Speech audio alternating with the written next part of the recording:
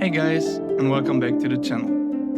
I'm really glad you're here again because today we're diving into one of the greatest tales ever told, the beginning of the Trojan War, the story of gods, heroes, and the single golden apple that set the world on fire. You will see how pride, beauty, and destiny collided to spark a conflict that will shape the age of legends. So, before we begin, please don't forget to like the video, subscribe, and hit the bell so you won't miss the next part. Now, sit back and let's journey together to the moment where it all began, the judgment of Paris. Enjoy! A single golden apple.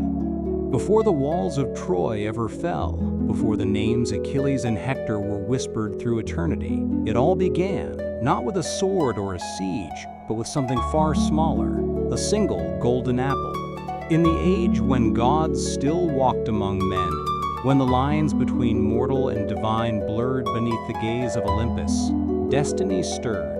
The world of heroes was not yet born, but the seeds of pride, beauty, and vengeance had already been sown. This was a time when one word from a god could shatter kingdoms, and a single choice could doom an entire civilization. High upon Mount Olympus, the gods reveled in their immortal splendor. But even among them, jealousy burned brighter than ambrosia, sharper than lightning. And from that fire came the first spark of the greatest war mankind would ever know. For in the endless dance of power and vanity, one truth remained unshakable. No mortal weapon could rival divine pride. And so, what began as a celebration of love would soon become the curse of an empire. Before the first spear struck the earth, before the first cry echoed across the plains of Ilium, a golden apple would set fate into motion, and the gods themselves would descend into a war of their own making. This is the story of how beauty ignited vengeance, how desire birthed destruction, the beginning of the Trojan War. Part 1. The Wedding of Peleus and Thetis. It was meant to be a day of harmony, a union between mortal and divine. The sea nymph Thetis, graceful daughter of the old man of the sea, was to wed the mortal hero Peleus, chosen by Zeus himself. Every god and goddess of Olympus descended to the celebration. Apollo strummed his lyre, Dionysus poured wine that never ceased to flow, and the air shimmered with immortal laughter. Even the fates looked upon this day with curiosity, weaving threads of gold and silver into what should have been a tapestry of joy. The banquet hall glowed with light, ambrosia filled the air, and the heavens themselves seemed to pause in admiration of the union that bound sea and earth, mortal and god. But there was one who had not been invited. Eris, goddess of discord, born from strife and shadows, had been cast aside, unwanted at the table of peace. And though her absence went unnoticed by most, her fury was silent and vast, like the chill that creeps in before a storm. She did not rage, nor weep. Instead, she smiled, the cruel, knowing smile of one who understands how fragile joy truly is. From her hand fell a golden apple, gleaming like sunlight caught in flame. Upon it were etched the words that would unravel the world for the fairest. The laughter faltered, the music stopped. Hera, queen of the gods, turned her gaze to the apple. Athena, born of wisdom and war, stepped forward. And Aphrodite, radiant goddess of love, let her beauty silence the air itself. Each saw her own reflection in that golden prize. Each believed herself worthy. What began as a wedding feast became a battlefield of pride. And as the three goddesses claimed the apple, Eris faded into the shadows, her work complete. From that single act, a gift of vanity and vengeance, destiny was rewritten. The seeds of the Trojan War had been sown, not in blood, but in beauty. Part 2. the Quarrel of the Goddesses. The moment the golden apple touched divine hands, Olympus itself seemed to hold its breath. 3 goddesses stood before it, Hera, Athena, and Aphrodite, each radiant, each certain that she alone was the fairest.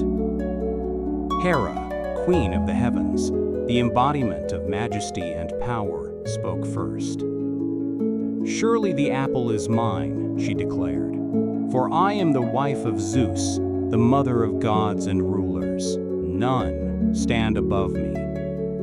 Her voice carried the weight of thunder, her pride regal and unshaken. But Athena, goddess of wisdom and war, lifted her chin and replied with calm conviction, "Beauty fades, but wisdom and glory endure. I am the light of intellect, the strength of heroes, the guardian of civilization itself. The apple belongs to me."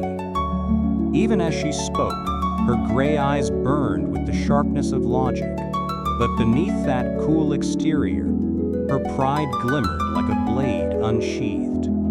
And then Aphrodite stepped forward, serene, effortless, her presence soft yet overwhelming. She did not speak loudly, she didn't need to. When she smiled, the air trembled. The other goddesses, even in their fury, could not deny her charm. "Beauty is the source of all desire," she whispered, "of war and peace, of love and loss. Without me, Olympus would be cold and lifeless. The apple is mine." The room erupted in divine chaos, voices clashing like storms. Even the muses fell silent, and the very sky dimmed beneath the weight of their argument. No god dared to choose between them, for to favor one was to offend two, and even immortals feared the wrath of the jealous divine. So the eyes of Olympus turned to Zeus, father of gods, ruler of thunder. He listened, patient but uneasy, for he knew that even his judgment would bring ruin. And in his wisdom, or perhaps in his fear, he refused to decide. "Let a mortal choose," he said. "Let one untouched by Olympus weigh your beauty and grant the apple."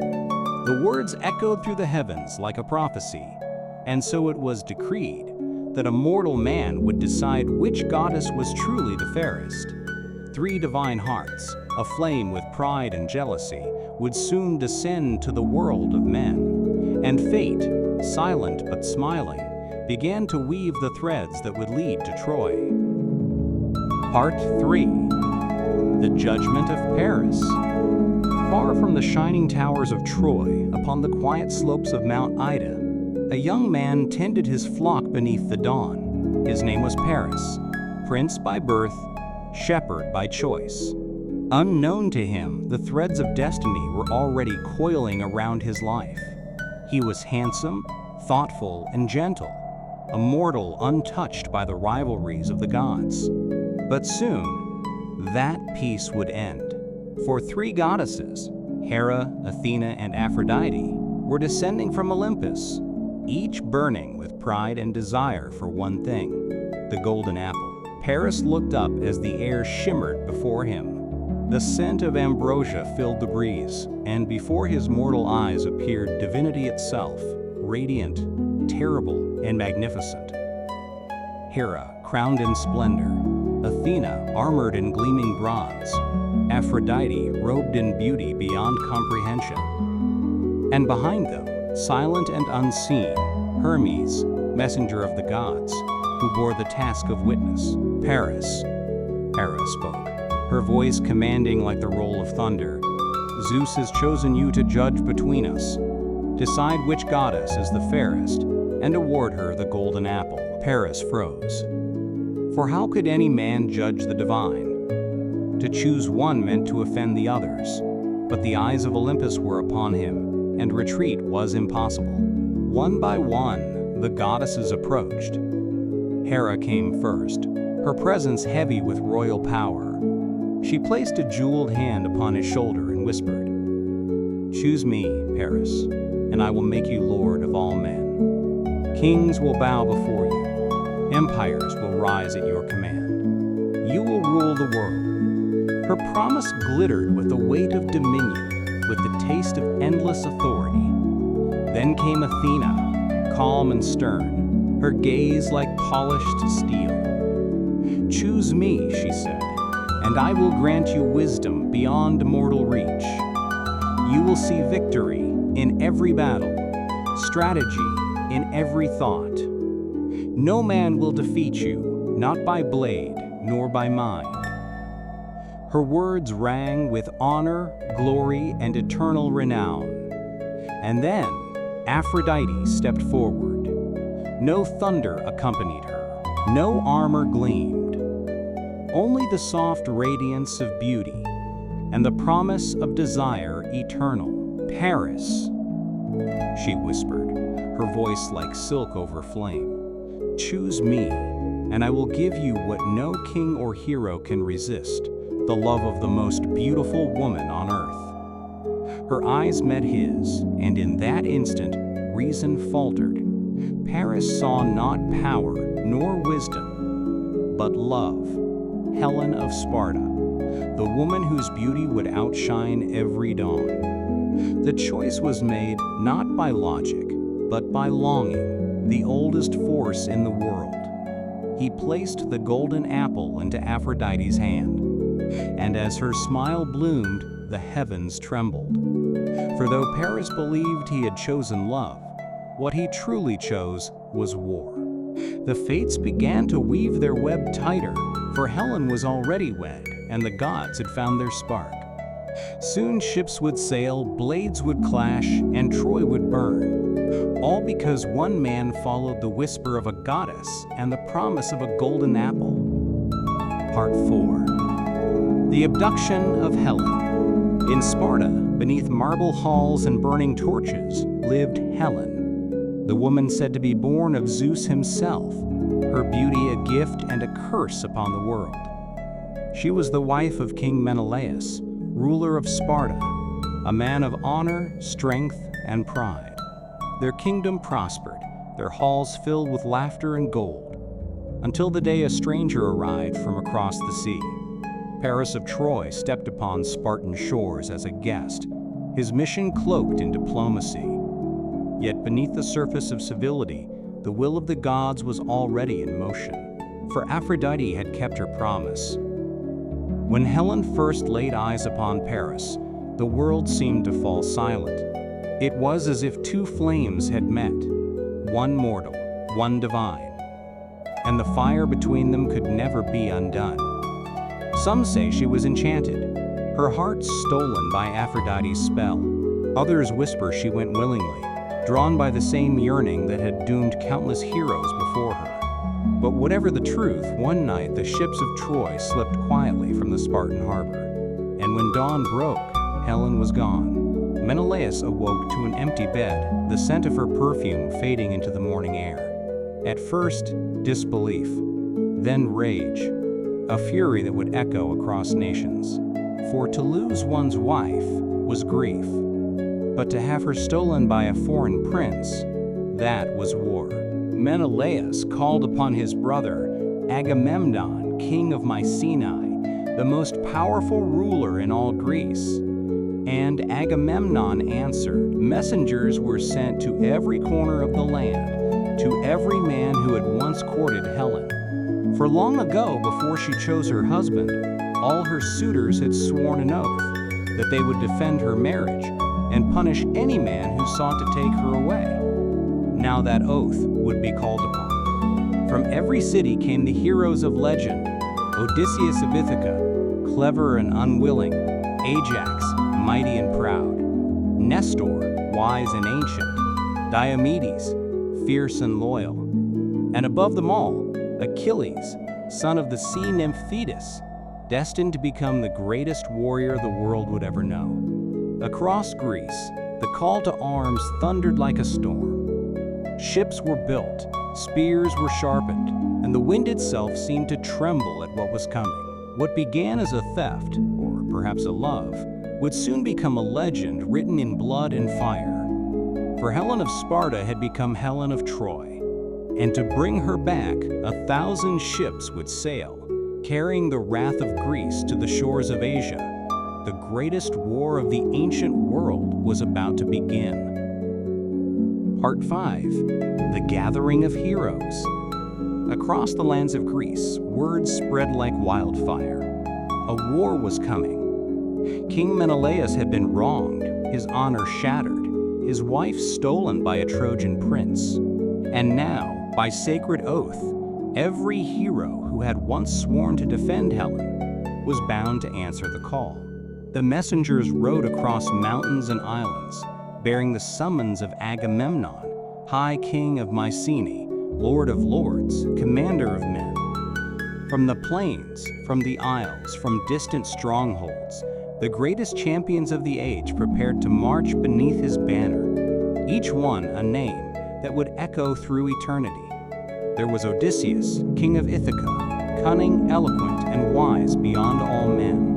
When the call reached him, he tried to avoid it, feigning madness, plowing the fields with an ox and a donkey yoked together. But the envoy saw through the ruse, placing Odysseus, infant son, in the furrow's path, and the king's instinct to save the boy betrayed his sanity.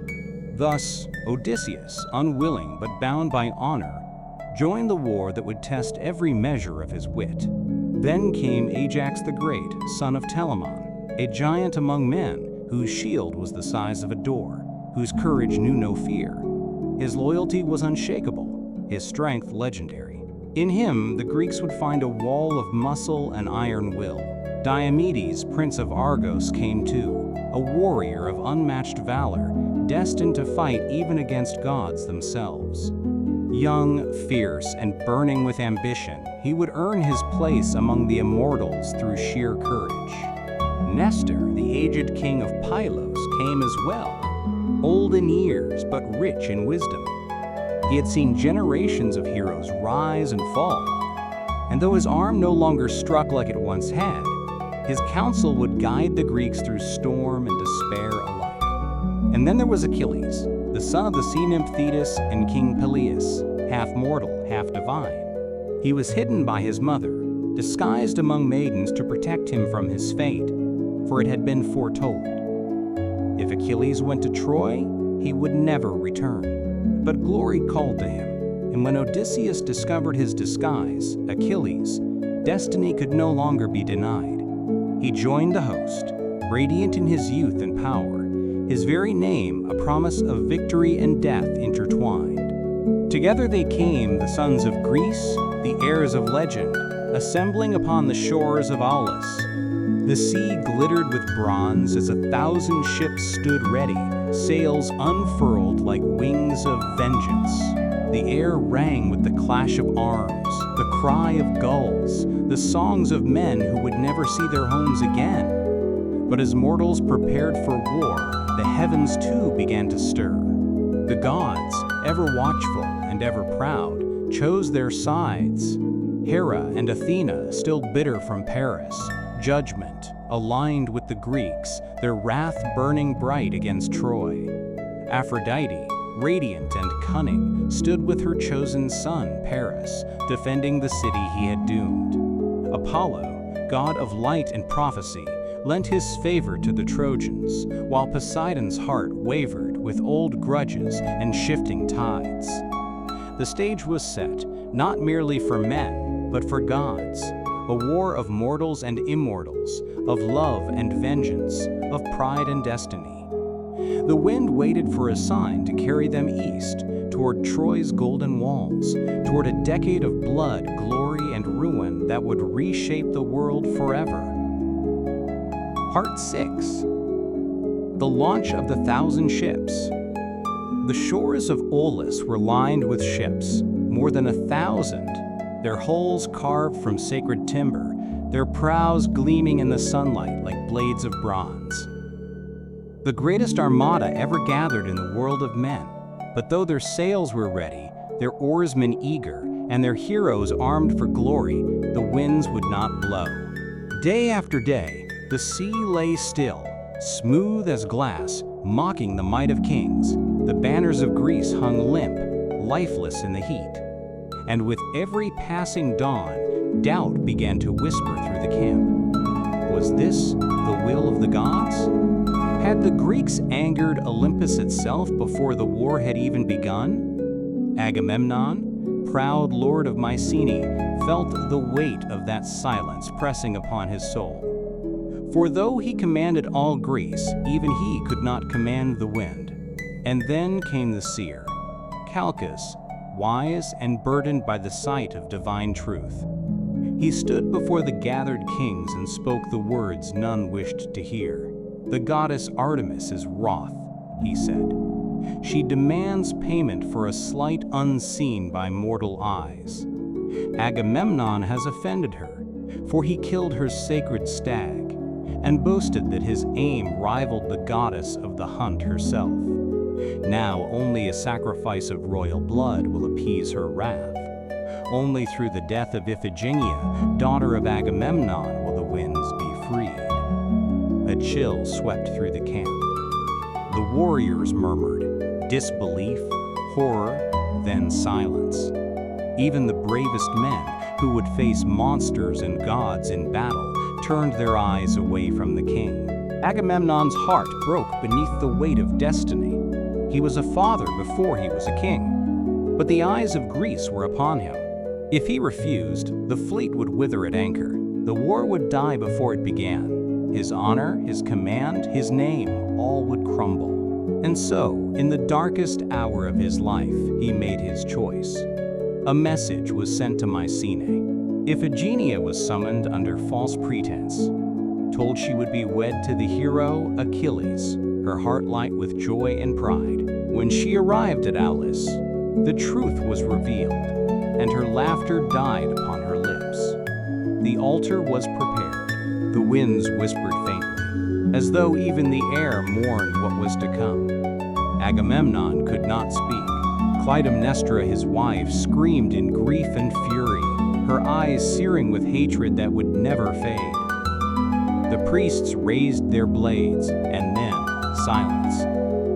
Some say that Artemis, moved by pity, snatched Iphigenia away at the last moment, replacing her with a deer upon the altar.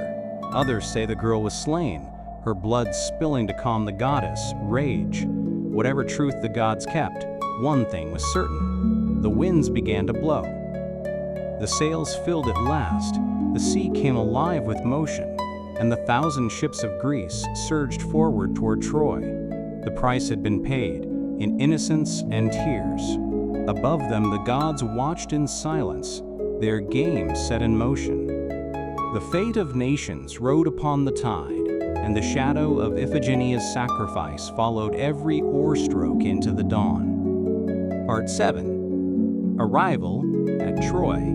The sea that had once denied them passage now roared beneath 1,000 keels, white foam breaking against the prows of the ships like the fury of the gods themselves. After weeks upon the open water, the coast of Troy rose before them. High cliffs, golden beaches, and the shining towers of a city destined to burn.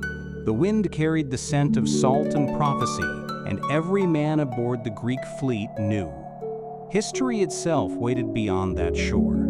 The ships closed in like an iron tide.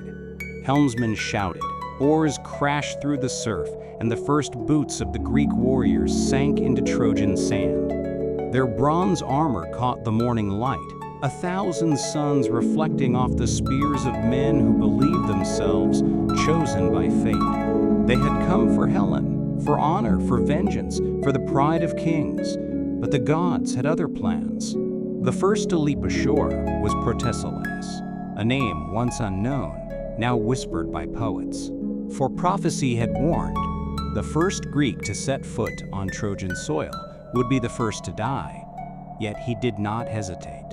He leapt forward, shield high, crying the names of his ancestors, and a Trojan spear found his heart before his war cry had even faded. His body fell to the sand, his blood soaking into the earth as the omen was fulfilled.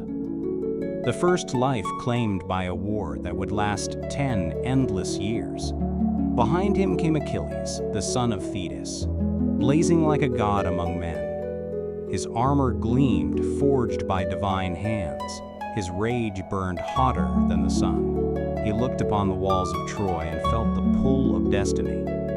For he knew this was the stage upon which his glory would rise, and his doom would find him. The Trojans answered with fire and arrows, their defenders led by Hector, Prince of Troy. Noble, fearless, a warrior whose heart beat not for vanity, but for love of home. And from the ramparts, the women of Troy watched as the sea of Greek soldiers flooded their beaches, the horizon dark with sails. What had begun with a stolen bride and a golden apple had become an ocean of blood. The clash of bronze rang out. Spears shattered, shields splintered, cries of men and horses filled the air. The gods themselves watched from Olympus, some smiling, some silent, as mortals played out their divine feud upon the earth. Athena's eyes gleamed with cunning. Aphrodite whispered promises of love and ruin. And Ares laughed, drunk on the scent of battle. When the sun set that day, smoke rose from the beaches of Troy, and the waves carried away the dead. The first battle was only the beginning, a whisper compared to the storm that was to come. The Greeks built their camps along the shore, their ships drawn onto the sand like beasts resting after the hunt. They sharpened their blades and counted the stars, not knowing how many nights they would spend beneath them. And as darkness fell, the sea grew quiet again, not in peace, but in anticipation. For the war had begun, a war of gods and men, a war born from pride and beauty, from vengeance and prophecy, a war that would echo through eternity. Ashes of a city.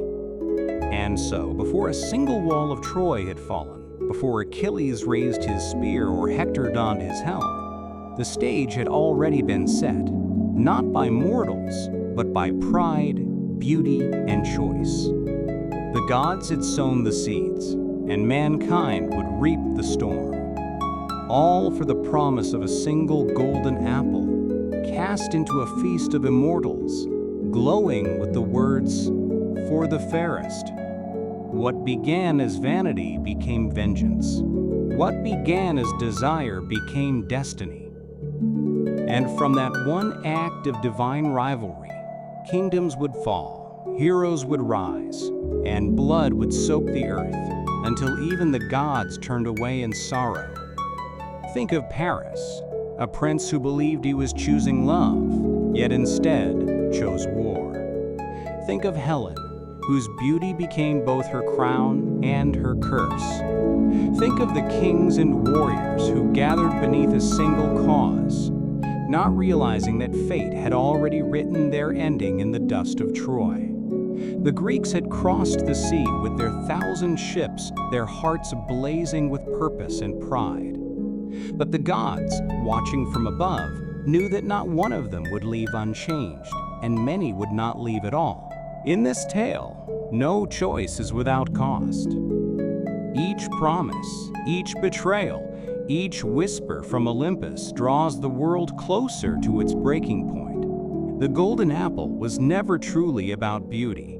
It was about power, about ego, about the eternal struggle between gods and men. And as the fires of war begin to burn, the true heroes are yet to be tested.